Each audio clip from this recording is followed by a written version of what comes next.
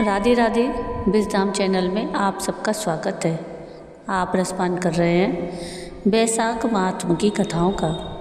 पिछले वीडियो में आपने बैसाख महात्म की कथा द्वितीय अध्याय का रसपान किया। आज हम बैसाख मास के महात्म में बैसाख स्नान से 5 प्रेतों का उद्धार और पाप प्रशमन नामक स्त्रोत का वर्णन सुनेंगे। अगर आप सबको मेरा ये वीडियो पसंद आए तो प्लीज़ इसको लाइक शेयर ज़रूर कीजिएगा और प्लीज़ मेरे चैनल को सब्सक्राइब कीजिएगा। कमेंट में राधे राधे ज़रूर लिखिएगा। राजा अम्बरीश ने कहा, मुने, जिसके चिंतन मात्र से पाप राशि का लय हो जाता है, उस पाप प्रशमन नामक स्त्रोत को मैं भी सुनना चाहता हूँ। आज धन्य हूँ, अनुग्रहित हूँ। आपने मुझे उस शुभ विधि का श्रवण कराया जिसके सुनने मात्र से पापों का क्षय हो जाता है। बैसाख मास में जो भगवान केशव के कल्याण में नामों का कीर्तन किया जाता है, उसी को मैं संसार में सबसे बड़ा पुण्य, पवित्र, मनोरम और एकमात्र सुकृत से ही सुलभ होने वाला शुभ कर्म मानता हूँ। अहो, जो लोग माधव मास में भगवान मधुसूदन के नामों का स्मरण करते हैं, वे धन्य हैं। अतः यदि आप उचित समझें तो मुझे पुनः माधव मास की ही पवित्र कथा सुनाएं। सूत जी कहते हैं, राजाओं में श्रेष्ठ हरिभक्त अम्बरीश का वचन सुनकर नारद मुनि को बड़ी प्रसन्नता हुई। यद्यपि वे बैसाख स्नान के लिए जाने को उत्कंठित थे, तथापि सत्संग में आनंद आने के कारण रुक गए और राजा से बोले।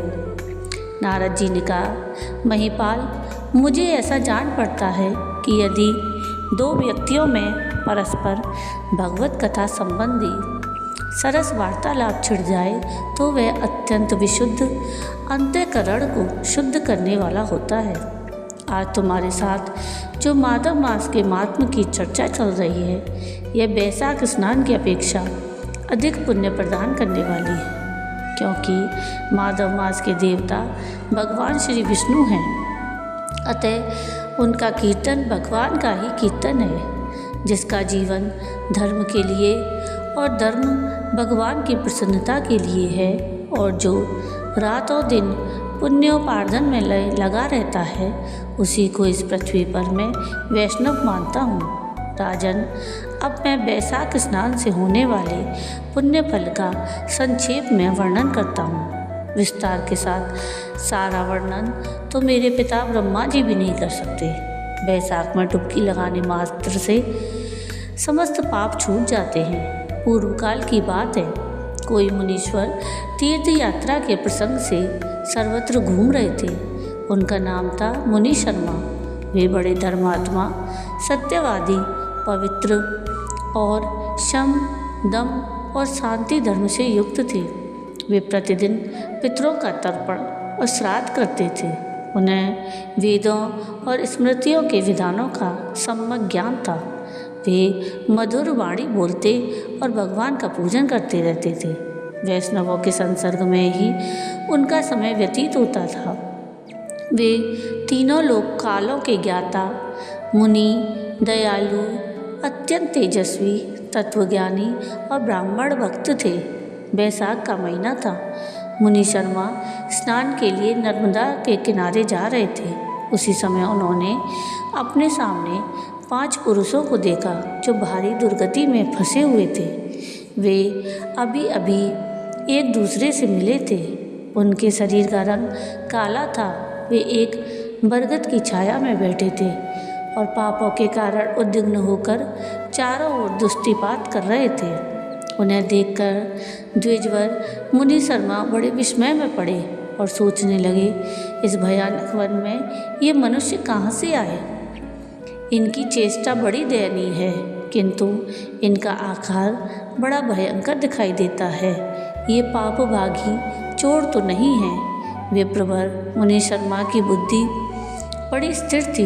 वे ज्यों ही इस प्रकार विचार करने लगे, उसी समय उपर्युक्त 5 पुरुष उनके पास आए और हाथ जोड़कर मुनि शर्मा से बोले। उन पुरुषों ने कहा, विप्रवर, हमें आप कल्याण में पुरुषोत्तम जान पड़ते हैं। हम दुखी जीव हैं, अपना दुख विचार कर आपको बताना चाहते हैं। द्विजराज, आप कृपा करके हमारी कष्ट कथा सुने। दैववश जिनके पाप प्रकट हो गए हैं, उन दीन दुखी प्राणियों के आधार आप जैसे संत महात्मा ही हैं। साधु पुरुष अपनी दृष्टि मात्र से पीड़ितों की पीड़ाएं हर लेते हैं। अब उनमें से एक ने सबका परिचय देना आरंभ किया। वह बोला कि मैं पंचाल देश का क्षत्रिय हूँ, मेरा नाम नरवाहन है।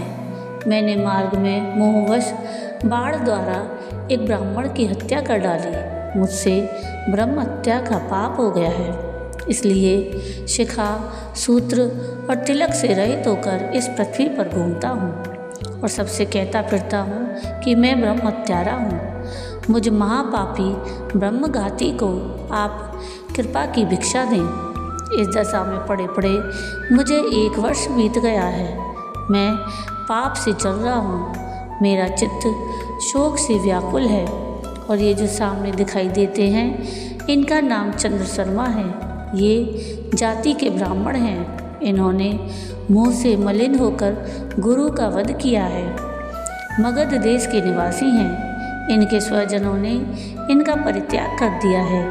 ये भी घूमते घामते देवात यहाँ आ पहुँचे हैं। इनके भी न शिखा है न सूत्र। ब्राह्मण का कोई भी चिन्ह इनके शरीर में नहीं रह गया है।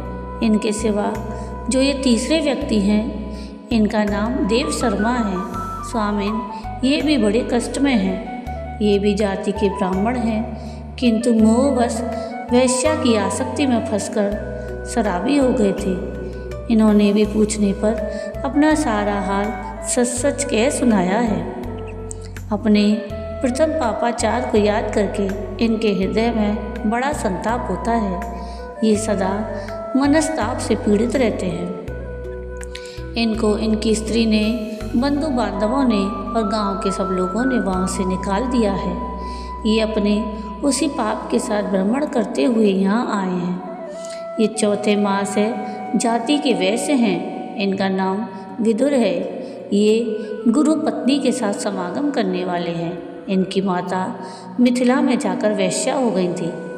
इन्होंने मोहवश 3 महीनों तक उसी का भोग किया है, परंतु जब असली बात का पता लगा तो ये बहुत दुखी होकर पृथ्वी पर विचरते हुए यहाँ आ पहुँचे हैं। हम में से ये जो 5वें दिखाई दे रहे हैं, ये भी वैश्य ही हैं। इनका नाम नंद है। ये पापियों का संसर्ग करने वाले महापापी हैं। इन्होंने प्रतिदिन धन के लालच में पड़कर बहुत चोरियाँ की। पातकों से आक्रांत हो जाने पर इन्हें स्वजनों ने त्याग दिया है। तब ये स्वयं भी खिन्न होकर दैवात यहाँ आ पहुँचे हैं।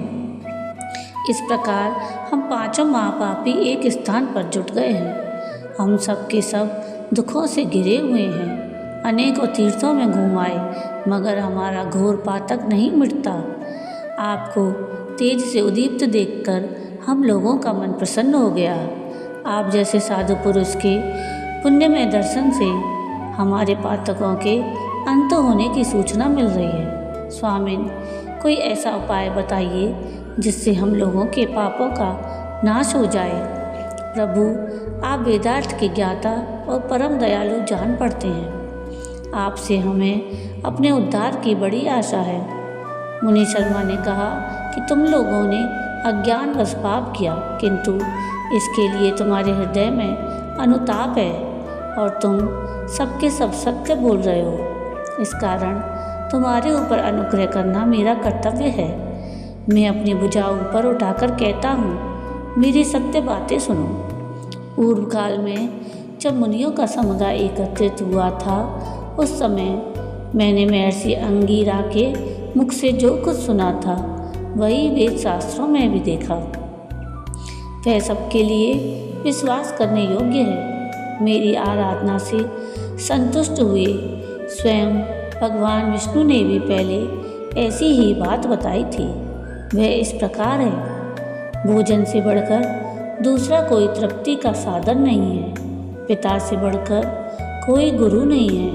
ब्राह्मणों से उत्तम दूसरा कोई पात्र नहीं है और भगवान विष्णु से श्रेष्ठ दूसरा कोई देवता नहीं है। बैसाख के समान गंगा की समानता करने वाला गंगा कोई के तीर्थ, सदृश गोदान कोई की तुलना दूसरी करने नदी नहीं वाला है। कोई दान, इन दोनों का सहयोग गायत्री के दुर्लभ समान है। जप, एकादशी भगवान के की तुल्य भक्ति से ही व्रत, ऐसा भार्या के सुयोग प्राप्त सदृश होता है। मित्र, गंगा जी दया का के समान प्रादुर्भाव धर्म भगवान और श्री विष्णु स्वतंत्रता के के समान चरणों से सुख नहीं हुआ है। है। वे ब्रह्मलोक से गाढ़ आकर से बढ़कर भगवान आशा शंकर और सत्य से के बढ़कर जटाजूट सदाचार में नहीं निवास है। करती हैं। इस प्रकार गंगा संतोष समस्त के दुखों समान का सुख नाश करने और वाली है। बैसाख मास के वे अपने समान स्रोतों से महापापों निरंतर का प्रवाहित अपहरण होकर करने तीनों वाला लोगों को दूसरा पवित्र कोई करती मास रहती नहीं हैं। है। उन्हें स्वर्ग बैसाख पर मास चढ़ने के भगवान लिए सीढ़ी मधुसूदन को माना बहुत गया प्रिय है। है।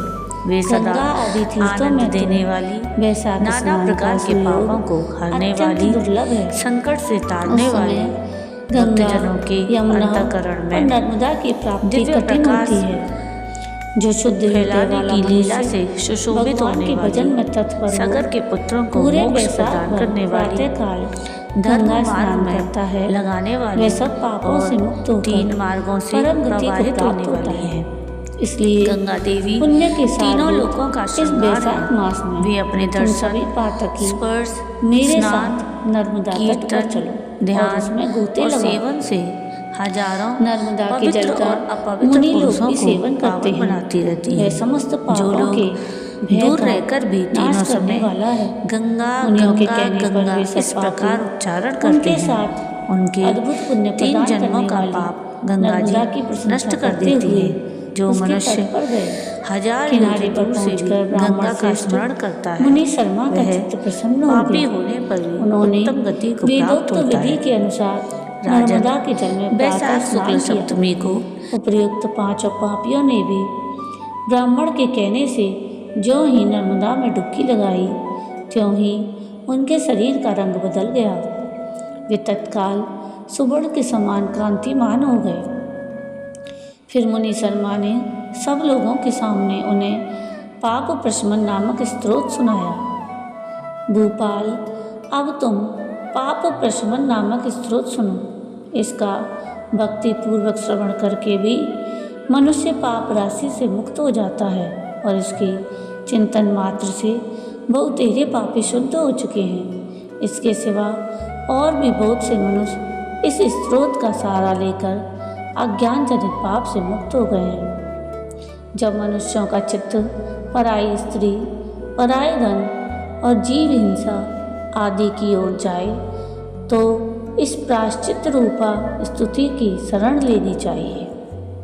तो ये थी बैसाख मास के महात्म के 3रे अध्याय की कथा, जिसमें आपने बैसाख स्नान से 5 प्रेतों के उद्धार की कथा सुनी। अगले वीडियो में हम पाप प्रशमन नामक स्त्रोत का वर्णन सुनेंगे। आपको ये कथा कैसी लगी मुझे कमेंट करके ज़रूर बताइएगा, और अगर आपको ये कथा पसंद आई हो तो प्लीज़ इसको लाइक शेयर ज़रूर कीजिएगा और प्लीज़ मेरे चैनल को सब्सक्राइब कीजिएगा और कमेंट में राधे राधे ज़रूर लिखिएगा। वीडियो पूरा देखने के लिए थैंक यू। राधे राधे।